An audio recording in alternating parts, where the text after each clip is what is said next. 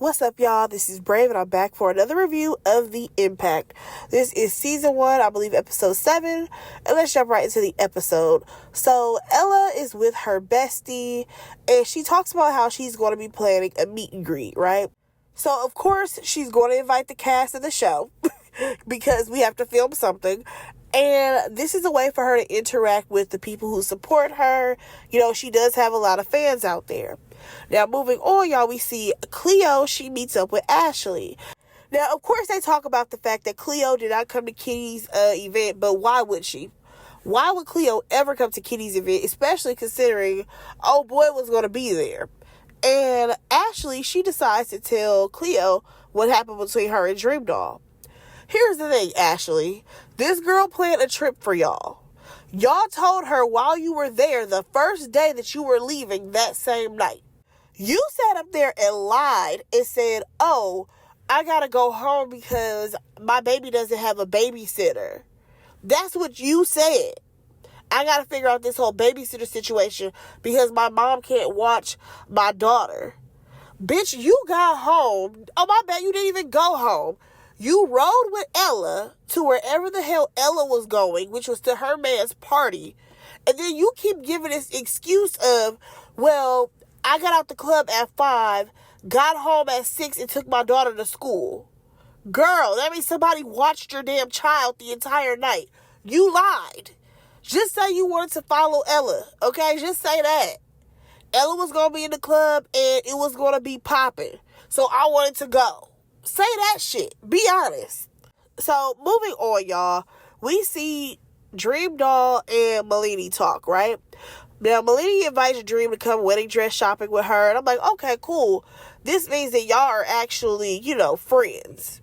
So then Dream, she gives an update about the fact that, she's trying to get back into her music bag. But she is signed to DJ Self. I said, girl, not DJ Self. Baby, I ain't heard that name since Love and Hip Hop.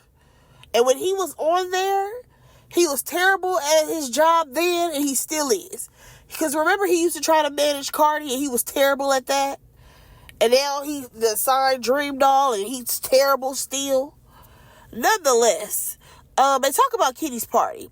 And Dream feels like she was caught off guard with the conversation by Ashley. She wasn't feeling anything that Ashley was talking about. And Dream is in a position in her life right now where she don't feel like arguing with people. Like, just be honest with her, straightforward, and say what it is. You ain't got to disrespect me. You ain't got to call me out my name and do all that yapping that you was doing, Ashley. And I could understand that. Like I said, Dream Doll, I said this on a previous review. Dream Doll is no longer that girl that we met on Bad Girls Club. She's really trying to transition her life into something else. So I feel like when she gets into these situations, she's trying to keep the positive energy. But, girl, that's not always what you gonna get. Now, moving on, y'all, we got a scene with Bernice. I said, what the hell is this? No offense, but again, why is Bernice on the show? She does not mingle with these kids. And I'm not calling them kids because they're like babies or anything. But to Bernice, these are fucking kids, okay? Even though, Dream may be like late 20s or whatever, Bernice is in her 40s. She does not interact with the cast. Why is she here? I thought Ashley was going to be in this scene. I said, okay, well, that one makes sense. Ashley's not in this scene. Therefore, we don't need to see Bernice. The only time we need to see Bernice is if Ashley is there. Because that's the only reason why Ashley even got put on this goddamn show. Let's be honest. The only reason why Ashley is on this show is because her mother is Bernice. Because other than that, Ashley's not interesting. Hell, Bernice ain't even interesting. But she has the bigger name. Now, let's just talk about it real quick. She has a little sip and paint. She's trying to launch her clothing line. We see that her mom is there. And I was like, okay, well, her mama even looked kind of young. So I wonder how old she was when Bernice had her. Because it's giving a cycle. It's giving a cycle of young mothers. No offense. Then we see like her mom have a conversation with Bernice about how, she's really supportive of her. She's proud of her. And then they talk about how Ashley, she's not here, but maybe she's working on her music or something. Who knows where Ashley is? Yeah, we could have scrapped this whole damn scene. So, Malini, she goes dress shopping, right? Dream shows up for her. She has a gift for her. And, of course, Scott is there because, he's a stylist. And they are really close. So, as Malini goes to the back, to go try on dresses, Dream, she talks about how, she's always thought that she wanted to get married since she was a little girl. And it just hasn't happened for her yet. So they talk about the guest list as Malini is trying these dresses, and I must say, she looks so beautiful, okay, in all of the dresses, regardless of the style, with her body type and her, face and everything. Malini is so beautiful that she looked really good in all of the dresses. But I will say that I feel like none of those were the dress. You know what I mean? So she goes on to talk about the guest list. Come to find out, her brother is not invited to the wedding because he got into it with Chicklet. So basically at another sister's wedding, I feel like the brother may have had a drink or two. He walks up to Chicklet and was basically saying if you do something to my sister, then I got her back. I'ma come for you, pretty much. And this turns into a whole little argument or whatever where they almost had a fight. So ever since then, the brother and Chicklet have had beef. So, of course, Malini has to make the decision, who am I going to ride for? She's riding for her man, okay? But at the same time, it's you don't want your brother to miss out on your wedding and it be a whole thing. So now she has to make a decision. Does she want to have a conversation with her brother so that way they can smooth things over, or just let it be what it is? But let's go ahead and move on, y'all. We actually see Dream Doll and her sister meet up. I think her uncle was there as well. And they're making candles or whatever. And she's telling her uncle about the label situation and how she signed this deal, when she was young. She didn't really read the contract. And unfortunately, she has to try to get out of the contract. Because at the end of the day, she's spending all of her money to make videos happen, studio time, all of this stuff. And the label is not doing anything for her. Well, not label, the production deal that she has. Production ain't doing nothing. They're not doing anything for her. So her uncle is very supportive of her. And I do like the fact that she does have an uncle like him who can give her sound advice.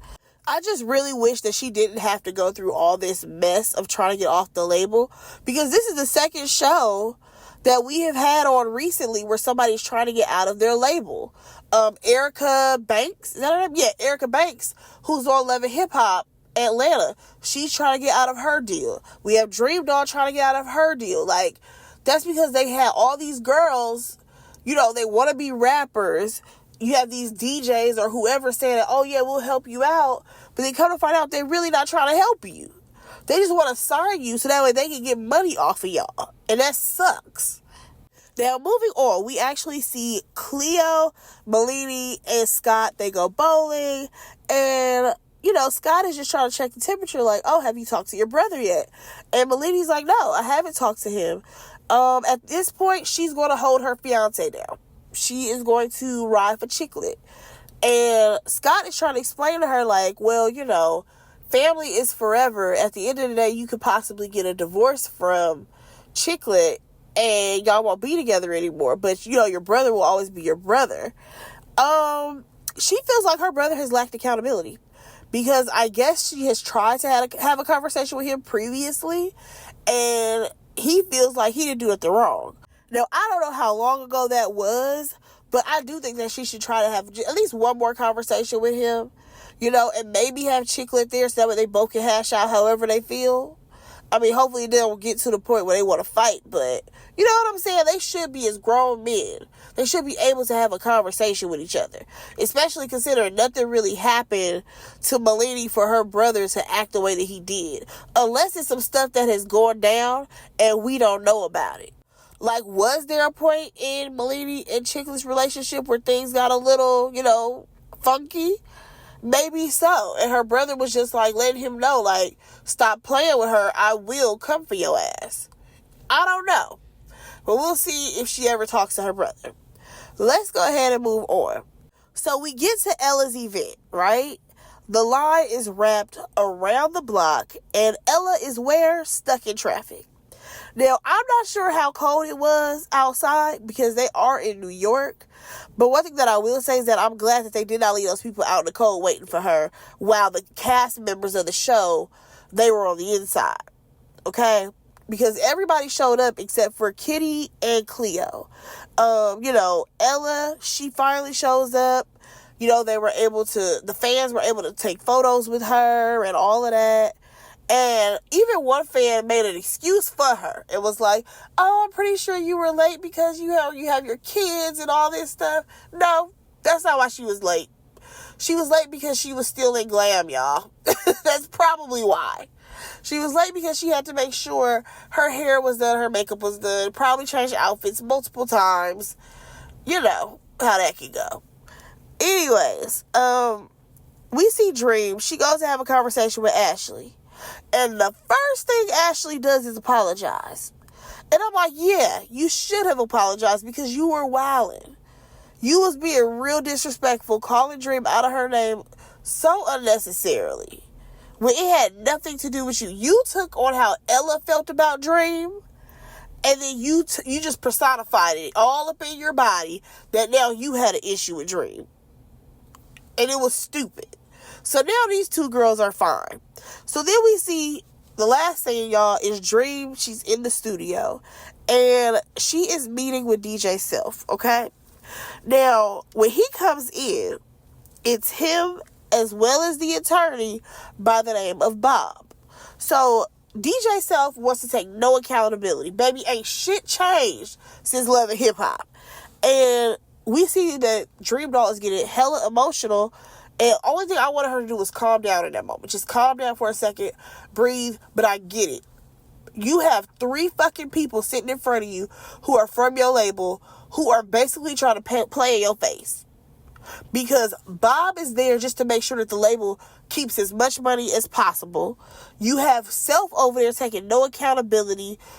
According to him, because the other girl is there, I can't think of her name, but because she is Dream's manager, he feels like that count for something, and baby, it don't.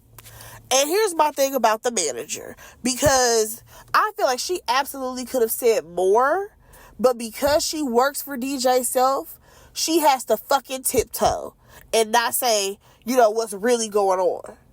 Because if Dream has to come out of pocket to pay for everything, I'm sorry, I'm with her. Why are y'all getting a cut? I'm paying for this.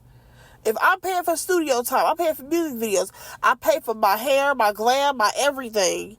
What are you here for? Y'all not even producing records. Like she said, DJ Self, you work at the radio station. You don't even play my records. So what are we doing here?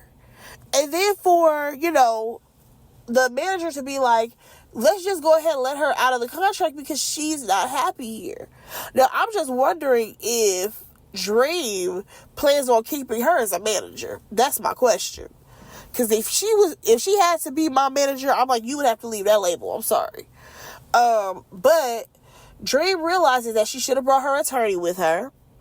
And their attorney, Bob, was like, oh, well, to get out of your contract, I would just need to talk to your attorney.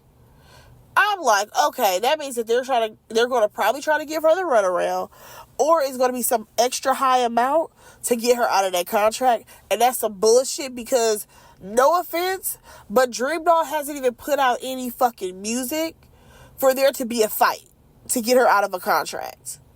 Like, you know what I'm saying? Like, she hasn't put out albums. So it should be easy to let her off, let her out of this contract. And like she said, there's other people who you've signed, you just let them out. So let me be one of those people. Y'all, I feel bad for Dream. I really do. To be stuck in a contract with DJ Self, my God.